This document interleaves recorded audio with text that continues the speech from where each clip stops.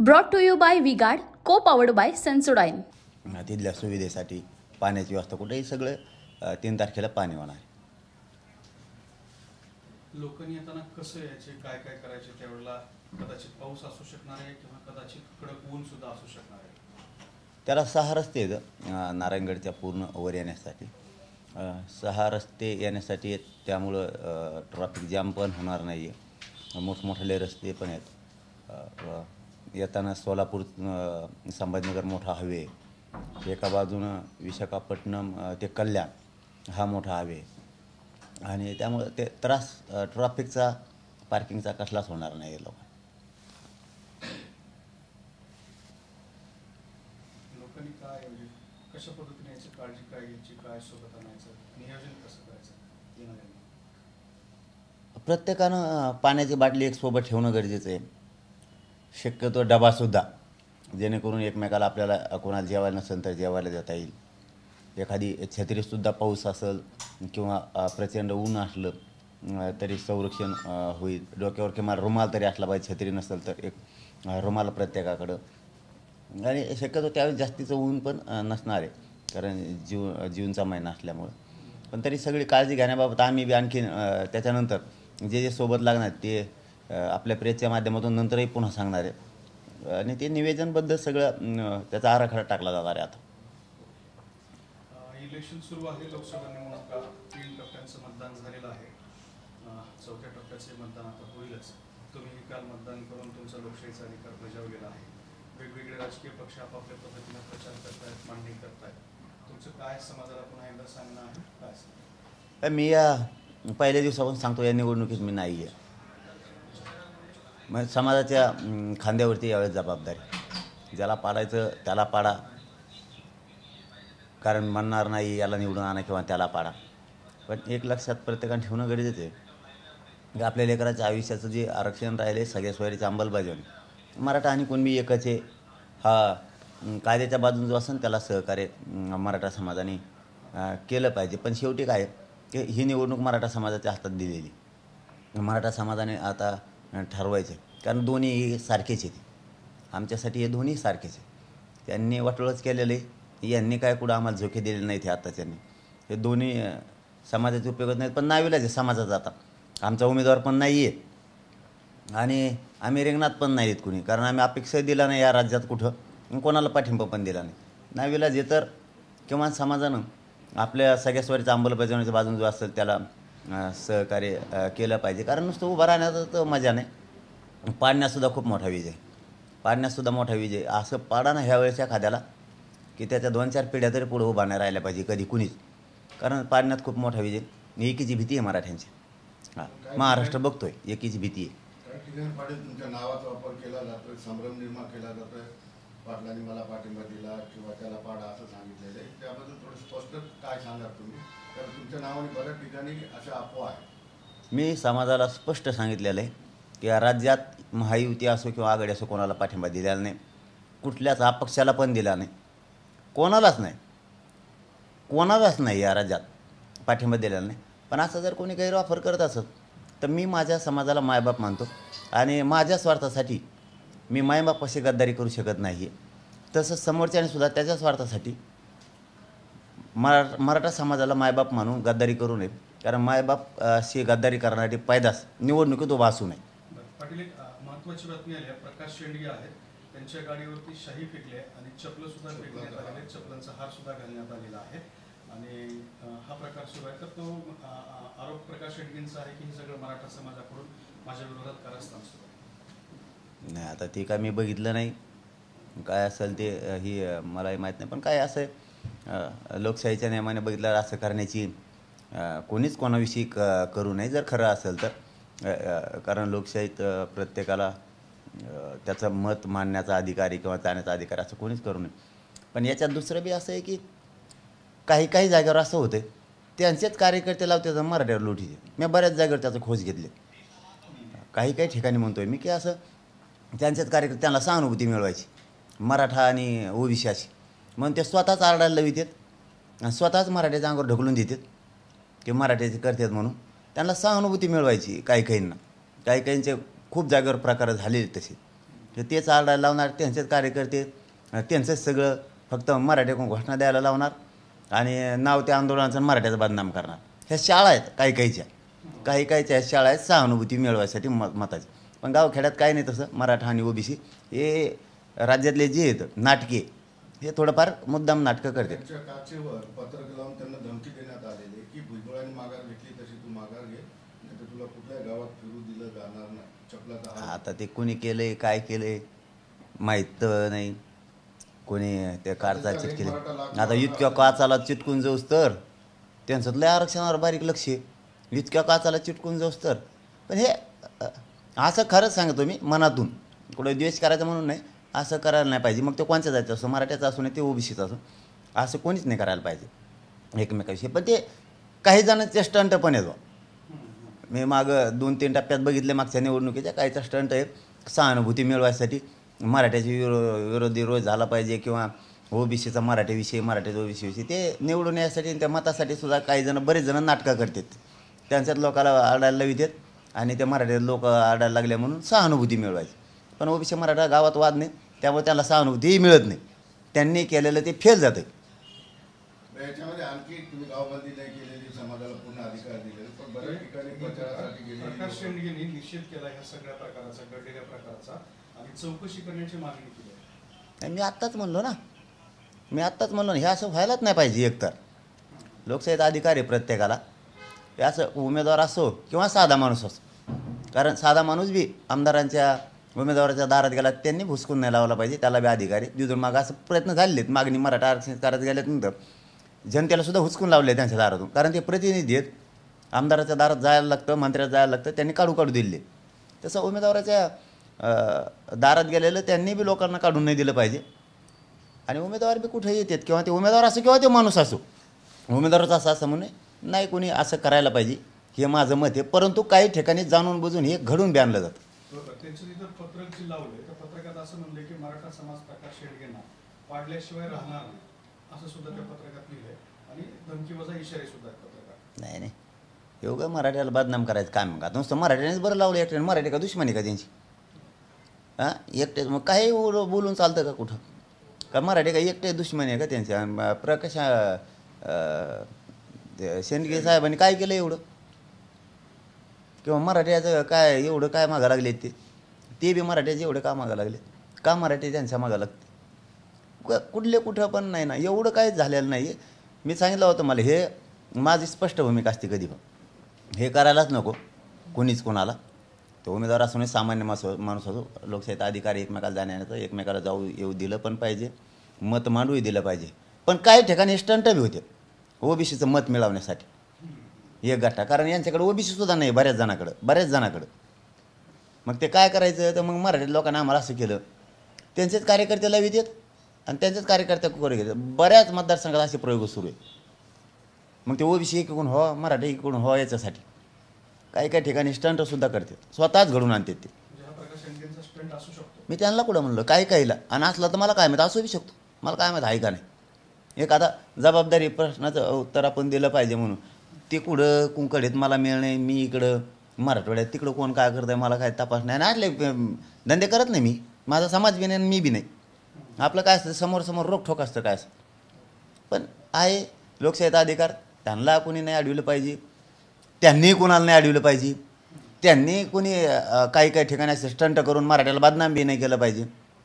सहानुभूती मिळवायसाठी खूप मतदारसंघात सहानुभूती मिळवून स्टंट मिळवण्याचा प्रयत्न झालेले. पाटील बऱ्याचदा असं म्हटलं की या मतदार म्हणजे उमेदवाराला घरासमोर येऊ देऊ नका, त्याच्यावर लावा बोर्ड लावा, त्यांना आपल्या गावात येऊ देऊ नका. पण आता लोकशाहीचा सन्मान करून तुम्ही सगळ्यांनी जे स्वातंत्र्य त्याचा वापर करण्याचा तुम्ही आता मोठेपण सुद्धा दाखवलंय.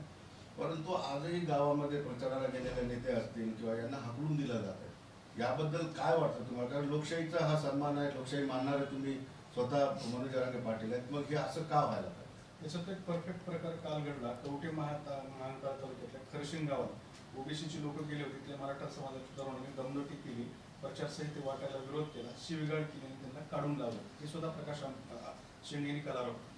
लोकशाहीचा सन्मान तुम्ही करताय पण समाज अजून ते ऐकतात. आता कोण करतंय आणि कोण नाही मला माहीत नाही. तिकडचं काही ठिकाणी स्टंटसुद्धा होते. पण मी याच्यात सांगितलं की असं व्हायला नको, म्हणजे इथंच सगळं संपलं. असं कोणीच कोणाला करायला नको, समोरच्यांना बी नाही आणि जनतेना पण. लोकशाहीचं मत मांडण्याचा त्याला अधिकार आहे, मत मांडू दिलं पाहिजे प्रत्येक. मग तो कोणत्या जाती असो, मराठा असो नाही ते ओबीसी असो, कोणी एकमेकाला मांडू दिलं पाहिजे.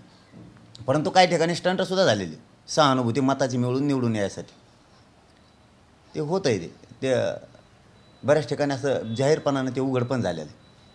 तेच काहीतरी घडून आणायचं आणि सहानुभूती मिळवायची.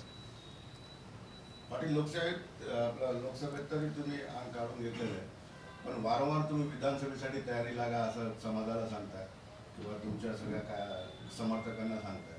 आता तरी तुम्ही कुणी न्यूट्रल असले तरी तर फुल ऑन होणार आहे तुम्ही विधानसभेत पूर्ण जोरदार. नो, आपण कवच खोटं बोलत नाही. आपण महिना झालं तयारी सुरू केली. यांनी जर सगळ्या सोयरीची अंमलबजावणी आणि मराठा आणि कुणबी एकच हे कायदा जर पारित नाही केला, विधानसभेला मराठा मैदान आहे. लोकसभेला काय होईल, समाजाच्या खांद्यावर जबाबदारी. त्यामुळं त्याच्यात एकही फोन राज्यात आपण कोणत्याच माणसाला केलेला नाही की याला मतदान करा किंवा याला करू नका, एकही. किंवा प्रत्यक्ष बी कोणी दाखवा. आपण नाही म्हणलं की नाहीच उतरत. जे होईल ते समाजाच्या जीवावर, जो पडेल तो पडेल, जे येईल ते येईल. पण मराठे पाडण्यात विजय आहे, त्याच्यामुळं पाडायसुद्धा असं पक्के झालेले. त्यामुळं नाही दिलं तर विधानसभा होणार आहे. आपला राजकारण मार्ग नाही, आणि दिलं तर मग नाही जाणार आपण त्याच्यात. सोशल इंजिनिअरिंगचा विषय म्हणजे सगळे समाज एकत्रित करण्याचा विषय प्रकाश आंबेडकरांनी सुद्धा परवा दिवशी बोलून दाखवला. मनोज जरांगे पाटील आणि आम्ही लोकसभेवरचे सगळे गणित आधी कुणाला किती मतदान पडलं याच्यानंतर पुढची रणनीती करू, आणि मी मनोज जरांगे पाटलांसोबत कायम आहे असं त्यांनी बघतो. लय मोठे आहेत प्रकाश आंबेडकर साहेब, तर आहेतच आहेत. विधानसभेला जाऊन आत्ता नाही सांगायचं किती जण येताना किती काय भेटतेत आणि काय काय आहे यांना काचका कळत. मला त्या रस्त्यावर आणू नये, माझं प्रामाणिकमध्ये मला नाही राजकारण करायचं. मला राजकारण नाही करायचं. मी सांगितलंच ना, ओबीसीचा कुठलाही नेता पण निघालाच विषय म्हणून कुणालाच आपण कधीच विरोधक मानलेला नाही, कोणालाच. आता ते नाव घेतलं कोण आता त्या शेंडगे साहेब असतील, कोणालाच विरोध मानलेला नाही. त्याला सोडून, त्याला नाही सोडी, त्यांना वाटलं केलेलं आहे मराठीचं आरक्षणाचं.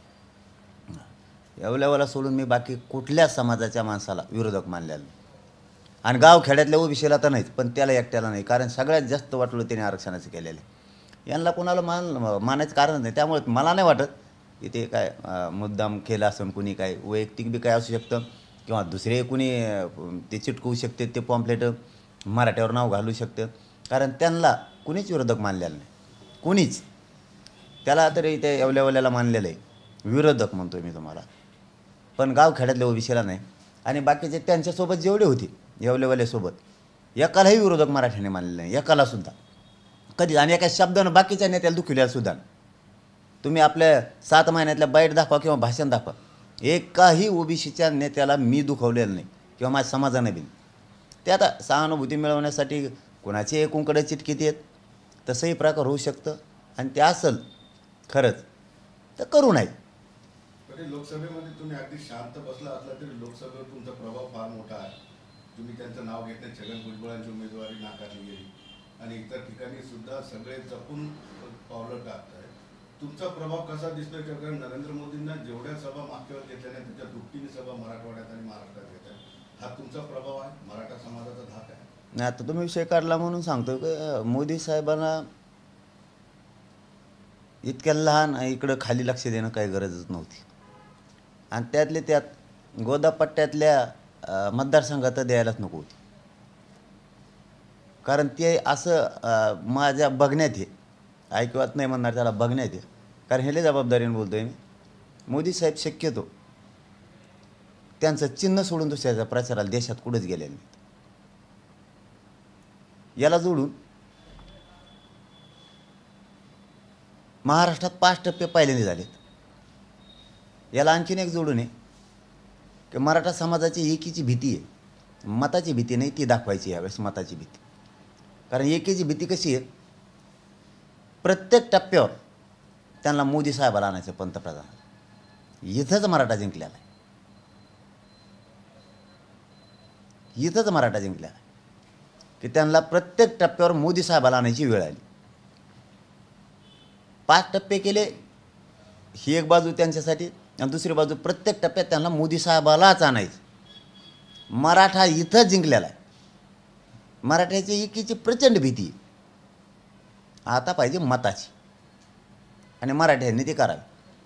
मराठ्यांनी लक्षात ठेवायचं, ओळख विसरू नका आणि सगळ्या स्वारीचं अंमलबजावणी विसरू नका. लेकरं डोळ्यासमोर ठेवून सहकार्य करा. पाडण्यात खूप मोठा विजय उमेदवाराचा असावा असं काय नाही. उगाच काही जणांनी स्वतःच्या स्वार्थासाठी विनाकारण अर्ज व अपक्ष भरायचे आणि आमचं नाव वापरायचं. कधीच ज्या समाजाला मायबाप मानतो त्या मायबापाला विकणाऱ्या अवलादी व्हायचं नाही कोणीच. स्वस्वार्थासाठी अजिबात मायबाप समाजाला विकायच्या अवलादी व्हायचं नाही. छगन भुजबळांची उमेदवारी नाकारली गेली, हा मराठा समाजाचा एकीचा विजय. त्याचं काय जाऊन तिकडे, त्याचं काय, त्याला कुठे कोणती हे देतं आहे कोण? ते आणतं उड्या, हाणतं उड्या उगा आपलं. हां, ओबीसी म्हणायचं, हाणतं उड्या, त्याचं काय नाही. ते वगैरे त्याला कोणीच नेता नाही म्हणत ओबीसीचा, कोणीच नाही. लय विरोध करतो दुसऱ्या त्याच्या मतदारसंघात उभा राहायचं म्हणलं लगेच विरोध करतो. ते परळीचे त्यांना नाही केला, इतकं खुनशी येते. चल, धन्यवाद. पाटील, तुमच्या नावाचा उपयोग करून बरेचसे असे उमेदवार आहेत ते म्हणतात की मला पाटलांनी सांगितलं, निरोप दिलाय किंवा मला ह्या निवडणुकीमध्ये लढायचंय, मला मदत करा. त्यांना काय सांगा? किंवा तुमच्यासोबत येऊन फोटो व्हिडिओ काढले जातात, तुम्ही त्यांना काही बोलत नाही, पण त्याचा सुद्धा सोशल मीडियावर वापर केला जातो. मी भेटलो, मला पाठिंबा दिला. नाही, समाजालाच सांगतो मी सरळ. मी एक समाजाचं लेकरू म्हणून काम करतो आहे. त्यावेळेस माझ्याजवळ कोणी आलं तर हातात हात द्यायलाच लागतो मला, त्याच्या खांद्यावर हात फिरायलाच लागतो, त्याच्या पाठीवर हात फिरायला लागतो. त्याचा गैरउपयोग अस्सल मराठा म्हणून समोरच्याने केला पाहिजे. त्याचा गैरवापर करून स्वतःच्या स्वार्थासाठी तुझे 2 लेकरं तू सुखी करशील, पण करोडो मराठ्यांच्या लेकराचा वाटोळ करू नको.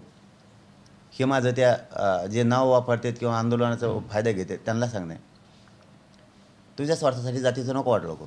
ही जात खूप दिवसांनी एकत्र आलेली, तुझे 2 लेकरं सुखात राहते, पण करोडो समाजाचं पाप डोक्यावर घेऊ नको. जर तो तळतळाट तो सुद्धा डोक्यावर घेऊ नको. कारण मी स्वस्वार्थासाठी कशाला शिवलेलं नाही, कोणाच्या एक दमडीला सुद्धा शिवलेलं नाही. जरा भानावर या बाकीचे सगळे तुम्हाला काय मिळेल आर्थिक तुमचं काय मला माहीत नाही, त्याच्यासाठी एवढा मोठा समुदायाचं वाटोळं करू नका विनाकारण. कुठेही उमेदवार दिलेला नसताना तुम्हाला हवस कशाची? राजकारणाची. जात मोठी व्हायला लागली त्याची हवस नाही. आत्तापर्यंत या आठवड्यात 27 PSI फक्त आरक्षणावर झाले. याचं भान राहू द्या. गोरगरिबाचे लेकरं मोठमोठे अधिकारी व्हायला लागले. तुमच्या स्वस्वार्थासाठी कशाला वाटोळं करता? की आठवड्यातलं सांगितलं मी फक्त. मागचं तर आरक्षणचे प्रमाणपत्र मिळाल्यापासून मला माहिती नाही, मी सहज माहिती घेतली म्हणून मला माहिती. हे बघा, डोळ्यासमोर ठेवा. कोणीतरी उभं राहायचं सांगायचं, मग तो उभं राहायचं. कोणीतरी प्रचाराला गाडी द्यायची, मग तो उभं राहायचं. तुला जात डोळ्यासमोर ठेव. लोक दारासुद्धा उभा नाही करायचे काही वेळेस. हां, इतके थुतू करती. राज्यातल्या मराठा समाजाच्या जीवावर उभा राहणारा विचार करा, जात मोठी करा. पाडण्यात विजय आहे ना मोठा, तितका रात्रंदिवस फिरणं पाडायसाठी. पाडण्यात खूप मोठा विजय. मुख्यमंत्र्याला नाकारले. नाही, असं नाही म्हणता येणार. ते असतात का नसतं मला माहीत नाही, पण ऐकू माहिती आहे तशी ती. पण कार्यक्रम हा खूप मोठा असतो मराठवाड्यातला, खूप मोठा. त्या कार्यक्रमाला नारायणगडाचा नारळी सप्ताह आहे आज. त्या कार्यक्रमाला मी आज दर्शनाला आशीर्वाद घेण्यासाठी जातो आहे. सगळ्यांचं त्यांचं निमंत्रण आहे का आपण आलंच पाहिजे. त्यामुळं आज शक्यतो आज मी डिस्चार्ज घेतो आहे. आता आम्ही नारायणगडाच्या शिरस्मार्ग इथं अखंड हरिनाम सप्ताह आहे, नारळी वार्षिक, तिथं दर्शनाला जातो आहे. तिथल्या समाजाचा सगळा आशीर्वाद घेणार आहे. त्यानंतर उद्या 29ला आम्ही मुक्कामी बहुतेक सोलापूरला आहेत बहुतेक, कारण 30 एप्रिलला बेळगावला प्रचंड मोठी सभा आहे, कर्नाटक बेळगावला. त्या सभेसाठी आम्ही 29ला जातो. 30ला सायंकाळी 5 वाजता आहे ती सभा. प्रचंड मोठी सभेची तयारी, जोरदार तयारी तिथल्या समाजाने केलेली. ती फक्त समाजाच्या प्रश्नावरतीच असणारे, राजकारण पाजकारण नाही. पण नारायणगडावर राजकीय लोक येत असतात या सप्ताहाला, पण आता यायला ते घाबरत आहेत का? हळूहळू राजकारण आता या समाजातून बाहेरच काढायचं? नाही, ते काय माहिती नाही, परंतु हे खरं आहे की खूप मोठमोठ्या राजकीय व्यक्ती तिथे येत आहेत खूप दरवर्षी. ते आता येते का नाही हे मला माहीत नाही, आणि येणार असले तेही मला माहीत नाही. पण मी मात्र जनतेच्या दर्शनाला जाणार आहे तिथं. ते वर्षातून एकदाच असतो आणि खूप समाज, लाखोच समाज तिथं एकत्र आलेला असतो वर्षातून एकदा. त्यामुळे तिथं प्रत्येकजण जावंसंच वाटतं. आणि तुम्ही म्हणला तसं मंडळी मात्र खूप मोठमोठाली मंडळी तिथं दरवर्षी असते. आता आहेत का नाही त्यावर्षी मला नाही माहिती. 3 तारखेला पुन्हा तिथं नारायण 8 जूनला सभा आहे. तयारी आता सुरू आहे तिची थोडी पण फास्ट एक थोड्या आणखीन 8-10 दिवसानं पूर्ण ताकदीनं ती सुरू होणार. तयारी जोरदार आहे. 3 तारखेला पुन्हा तिथं नारायणगडावरती एक बैठक पण लावलेली. तिथं आणखीन निवेदन पाहणी दौरा पण त्या दिवशी त्या मैदानाचा नारायणगडच्या होणार आहे. पार्किंगची पाहणी होणार आहे. कुठं कुठं काय काय व्यवस्था आहे, हॉस्पिटल कोणत्या बाजूने उभारायचं आहे, तिथल्या सुविधेसाठी पाण्याची व्यवस्था कुठेही सगळं 3 तारखेला पाणी होणार आहे. लोकांनी येताना कसं यायचे, काय काय करायचे, त्यावेळेला कदाचित पाऊस असू शकणार आहे किंवा कदाचित कडक ऊन सुद्धा असू शकणार आहे. त्याला 6 रस्ते आहेत नारायणगडच्या पूर्ण वर येण्यासाठी. 6 रस्ते येण्यासाठी आहेत, त्यामुळं ट्रॅफिक जाम पण होणार नाही आहे. मोठमोठाले रस्ते पण आहेत. येताना सोलापूर संभाजीनगर मोठा हायवे, एका बाजूनं विशाखापट्टणम ते कल्याण हा मोठा हायवे, आणि त्यामुळं ते त्रास ट्रॅफिकचा पार्किंगचा कसलाच होणार नाही आहे लोकांना. लोकांनी काय म्हणजे कशा पद्धतीने याची काळजी काय घ्यायची, काय सोबत आणायचं, नियोजन कसं करायचं येणाऱ्यांनी? प्रत्येकानं पाण्याची बाटली एक सोबत ठेवणं गरजेचं आहे. शक्यतो डबासुद्धा, जेणेकरून एकमेकाला आपल्याला कोणाला जेवायला नसेल तर जेवायला देता येईल. एखादी छत्रीसुद्धा पाऊस असेल किंवा प्रचंड ऊन असलं तरी संरक्षण होईल. डोक्यावर किंवा रुमाल तरी असला पाहिजे, छत्री नसेल तर एक रुमाल प्रत्येकाकडं. आणि शक्यतो त्यावेळेस जास्तीचं ऊन पण नसणार आहे, कारण जूनचा महिना असल्यामुळं.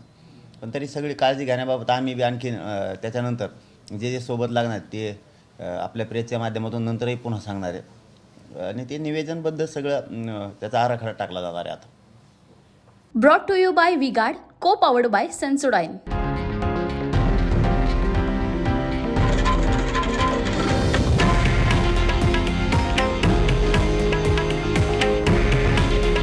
हे आहे देशातील नंबर 1 न्यूज नेटवर्क आणि आपण पाहत आहात TV9 मराठी. काळजी तुमची, हित महाराष्ट्राचं.